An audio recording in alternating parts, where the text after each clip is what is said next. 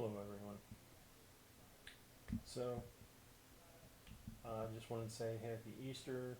Make sure you get your entries in before midnight tonight for camera giveaway number one.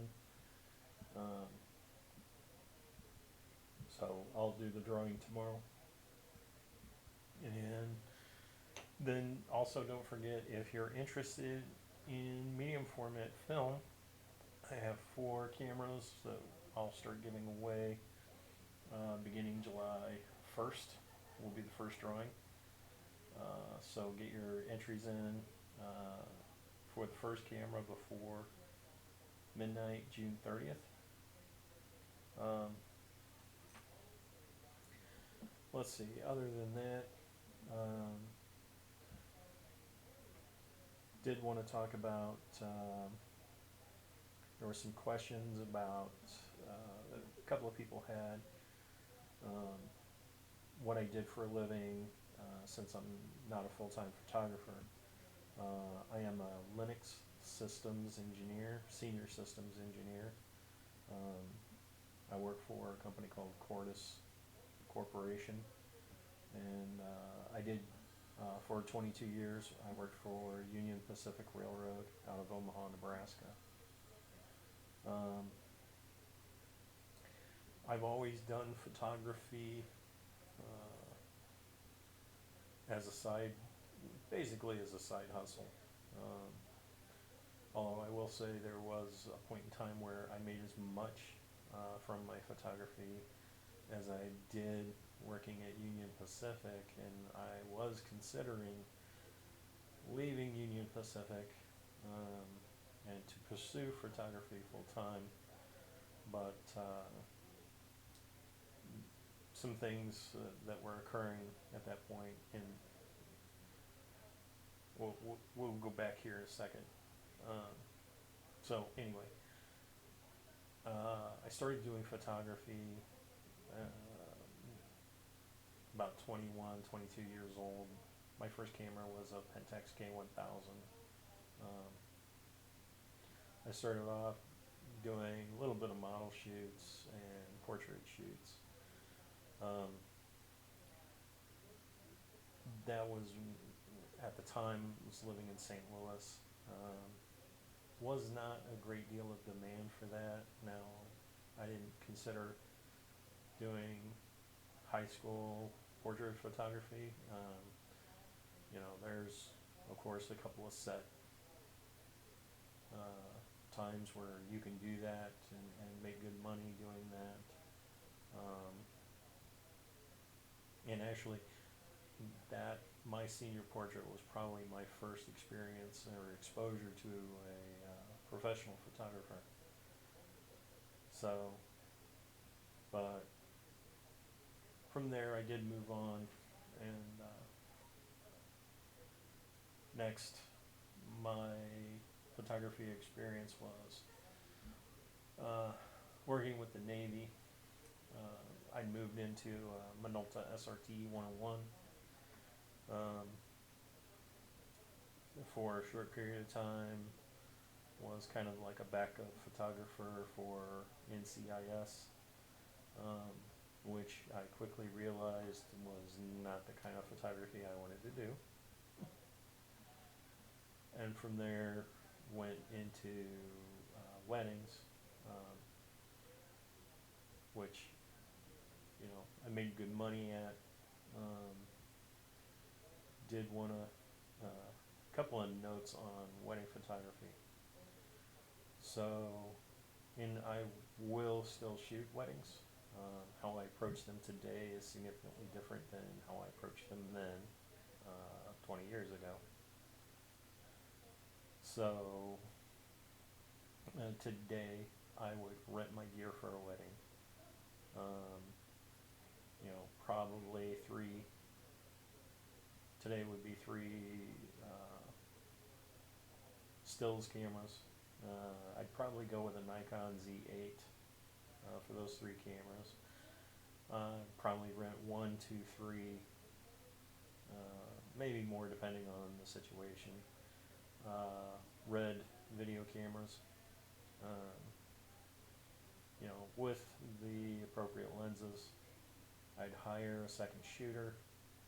I'd also hire a videographer to run the red cameras. Uh, and with that, you know, and just to understand what I would charge for a wedding today, it's going to be $20,000 or more. I know that sounds like a lot, but you know, you take 30% off the top, so we're down to 14,000. Renting another $6,000 worth of gear in rental fees. You know, now we're down to 7,000. A couple of grand each, or at least $1,000 each, for a second photographer and a videographer. You know, now I'm clearing $5,000 out of a $20,000 wedding shoot. Um, you know, and that doesn't include miscellaneous expenses like memory cards, and anything else that might go along with that. So yeah, it's expensive. Tips for brides to be: a couple of things. One, your photography budget should be roughly 50% of your wedding budget. Um, Beyond your dress, your photos are the only thing that you're going to have for the rest of your life, of your wedding. Um, you know, and that's, of course, that's my personal opinion, but you want your pictures to be good. Second, for the bride to be, when you're looking at a wedding venue, please be aware that a photographer needs light. Now, newer cameras have a greater capability of shooting in low light, but if you're at a wedding venue that wants to perform your ceremony in an archway with Christmas tree lights as your only source of light during the ceremony, you need to inform your audience that the photographer is going to use flash. I had a bride who did this, and the audience was very angry when I had flash going off, trying to get pictures of the bride's ceremony. And it's like, if you want pictures, I have to have light. So, just a couple of very important tips. Anyway, from there, you know, I did do some event photography for Union Pacific. They had their 150th celebration. So I took pictures of that. I took pictures of lots and lots of retirement ceremonies. Also did pictures for one of their golf outings for their IT department. So that was my event photography. Interestingly, did have golf magazine that wanted me to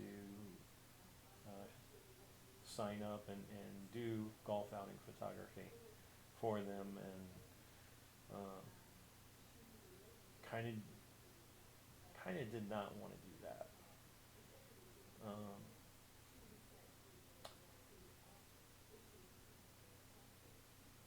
It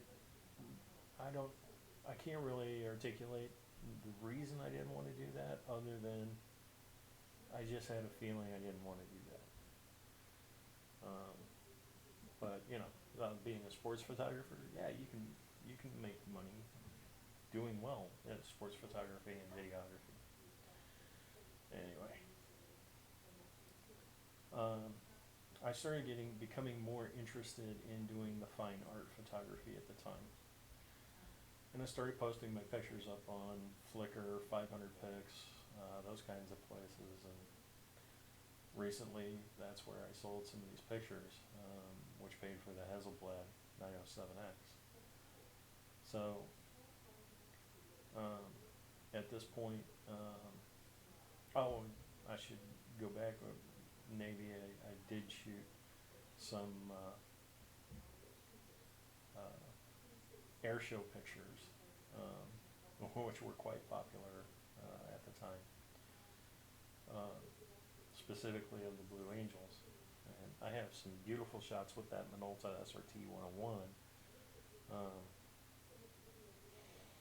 so anyway, um, but yeah, that's kind of my